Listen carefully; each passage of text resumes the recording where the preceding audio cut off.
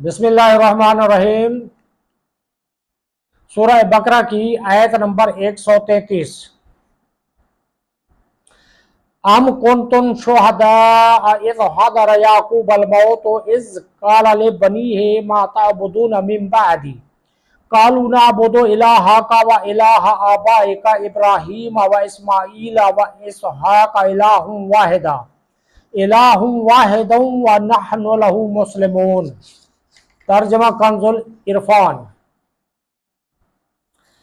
اے یہودیوں، کیا تم اس وقت موجود تھے جب یعقوب کے وصال کا وقت آیا، جب انہوں نے اپنے بیٹوں سے فرمایا، اے بیٹو، میرے بعد تم کس کی عبادت کرو گے؟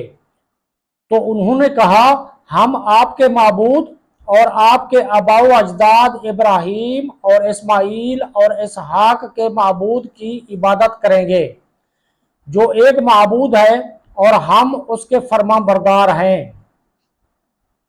ام کنتم شہداء، کیا تم موجود تھے؟ یہ آیت یہودیوں کے بارے میں نازل ہوئی۔ انہوں نے کہا تھا کہ حضرت یعقوب علیہ السلام نے اپنی وفات کے روز اپنی اولاد کو یہودی رہنے کی وصیت کی تھی۔ اللہ تعالیٰ نے ان کے اس بہتان کے رد میں یہ آیت نازل فرمائی ہے۔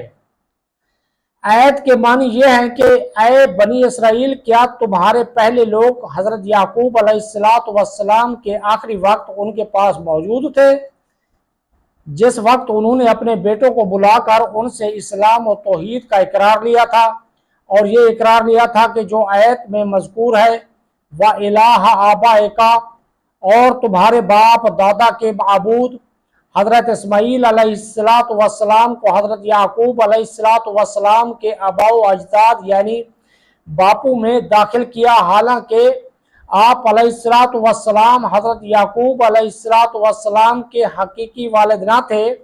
یہ اس لیے ہے کہ آپ علیہ السلام ان کے چچا ہیں، اور چچا بمنزلہ باپ ہوتا ہے، جیسا کہ حدیث شریف میں ہے۔ اور آپ علیہ السلام کا نام حضرت اسحاق علیہ السلام سے پہلے ذکر فرمانا دو وجہ سے ہے۔ ایک تو یہ کہ آپ حضرت اسحاق علیہ السلام سے 14 سال بڑے ہیں۔